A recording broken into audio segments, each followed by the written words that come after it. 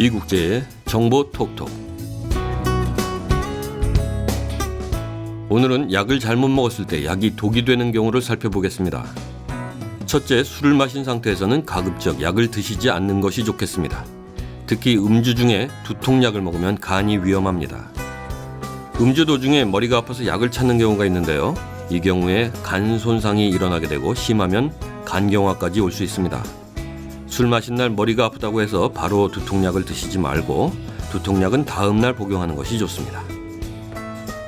둘째, 피임약을 하루에 동시 두 알 복용하면 출혈이 나타날 수 있습니다. 피임약을 깜빡했다고 두 알을 동시에 복용하면 호르몬 과다로 하혈이 일어날 수 있습니다. 두 알 동시 복용은 피하고 정불안하면 아침과 저녁으로 나누어 복용하세요. 또 피임약을 항생제와 함께 복용하면 약효가 떨어져서 피임에 실패할 수 있고요. 피임약을 비타민 E가 든 영양제와 함께 복용하면 혈전증 위험이 높아진다는 사실도 기억하세요. 셋째, 바카스는 하루에 한 병만 드세요. 바카스는 음료가 아니라 일반 의약품입니다. 많이 마시면 카페인 중독이 생길 수 있고 빈속에 마시는 건 좋지 않습니다. 위 12지장 궤양 환자나 파킨슨병 환자의 경우에도 바카스가 병을 악화시킬 수 있습니다. 넷째, 로얄 젤리 드링크는 알레르기를 악화시킬 수 있습니다. 로얄 젤리가 함유된 제제는 천식이나 심한 알레르기 증상을 악화시킬 수 있으니까 주의가 필요합니다. 가족 중에 천식 환자가 있다면 로얄 젤리 드링크를 마시기 전에 반드시 의사와 약사에게 상담을 해야 합니다. 다섯째, 고혈압 환자는 쌍화탕과 우황청심환을 피하세요.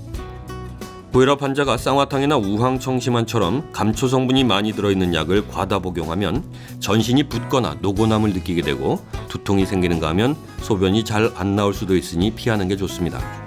따라서 고혈압 환자는 하루 40mg 이상 감초 성분이 함유된 약 복용을 삼가야 합니다. 쌍화탕 한 병에는 감초 성분이 약 25mg, 우황청심환에는 37에서 50mg 들어있기 때문에 고혈압 환자는 쌍화탕 2병 이상, 우황청심환은 하나를 초과하지 말아야 합니다.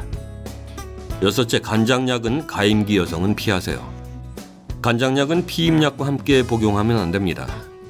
또한 임산부나 임신 가능성이 있는 여성이 간장약과 피임약을 같이 복용하면 기형아의 출산 위험이 있으니 절대 피하셔야 합니다. 또 당뇨병 치료제를 복용 중인 환자가 간장약을 함께 복용하면 저혈당이 나타날 수 있고요. 담도가 완전히 폐쇄된 환자, 심한 간염 환자, 급성 담낭염 환자도 복용해서는 안 됩니다. 일곱째, 종합 비타민제는 여성분들은 하루 4정 미만으로 복용해야 합니다. 비타민 A가 든 약을 기준 이상 오랜 기간 복용하면 탈모나 체중 감소, 피부 건조증 등의 문제가 생길 수 있습니다.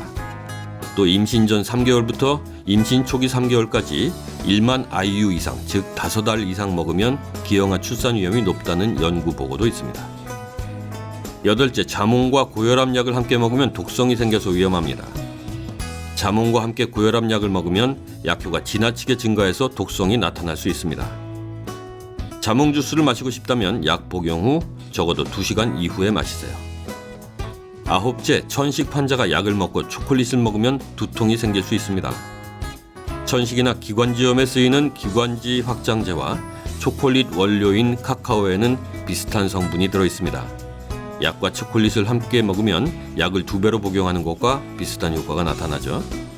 기관지 확장제를 복용하는 사람이 초콜릿을 먹은 뒤에 머리가 아프고 구토가 나는 것은 이 때문입니다. 민감한 사람은 현기증이나 불면증을 겪을 수 있으니 주의하세요. 10번째, 소화제 감기약 변비약은 우유와는 상극입니다. 소화제 감기약 변비약을 우유와 함께 먹으면 약 성분이 몸에 잘 흡수되지 않고 대부분 몸 밖으로 빠져나갑니다. 우유가 몸속에서 약 성분이 나타나는 것을 방해하기 때문인데요. 항생제와 제산제 또는 철분을 함유한 비타민을 함께 먹어도 항생제의 약효가 없어집니다. 철분이 항생제가 체내에 흡수되는 것을 방해하기 때문이죠. 철분이 든 비타민은 항생제 복용 후에 2시간이 지나서 먹는 것이 좋습니다. 네, 지금까지 약을 잘못 드셨을 때 독이 되는 경우들을 살펴봤는데요. 어떤 사람은 주위에서 좋다고 하는 여러 종류의 약을 한꺼번에 복용하는 경우가 있는데 아무리 몸에 좋은 약이라도 지나치면 오히려 간에 부담을 줄 수 있으니까 임의로 자가 처방해서 약을 복용하는 일은 없도록 해야 하겠습니다.